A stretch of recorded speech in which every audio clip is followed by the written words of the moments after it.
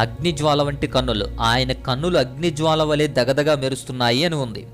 ప్రకటన గ్రంథం 1వ అధ్యాయము 14వ వాక్యం, ఆయన నేత్రములు అగ్నిజ్వాల వలె ఉన్నవి అని రాయబడింది. అందుకే ఆయన్ని అగ్నిజ్వాల వంటి కన్నులు గలవాడు అంటారు.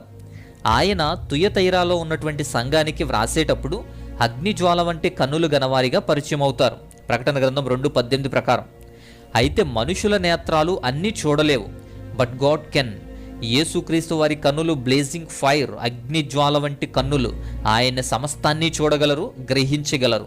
చిన్న ఎగ్జాంపుల్, నతానియేలుకు యేసు ఎవరో తెలియదు, చూడలేదు ఎప్పుడు.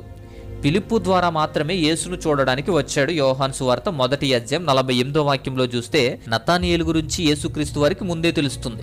షాక్ అవుతాడు నతానియేలు. యోహాను సువార్త 1వ అధ్యాయము 48వ వాక్యం చూడండి.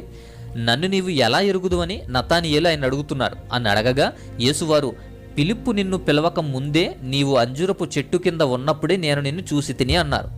అక్కడ ఉన్నారని ఎవరికీ తెలియదు. అందుకే నతానియేలు ఆశ్చర్యపడి నీవు నిజంగా దేవుని కుమారుడువు అంటాడు. అంత ఆశ్చర్యమైనటువంటి స్థితి అది. అంటే ఆయన అన్ని గ్రహించగలడు, చూడగలరు. మానవ రూపంలో ఉన్న అప్పుడే ఆయన గ్రహించగలిగారు. ఇప్పుడు సమస్తాన్ని గ్రహించగలిగే అగ్నిజ్వాల వంటి కళ్ళు ఆయన కలిగి ఉన్నారు.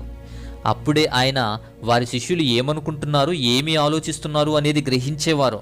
సువార్త గ్రంథాల్లో మనం చూస్తే శ్రమలకు గురవుతున్న నేటి సంఘాన్ని చూస్తున్నారా ఆయన. అగ్నిజ్వాల వంటి కన్నులు గలవారు.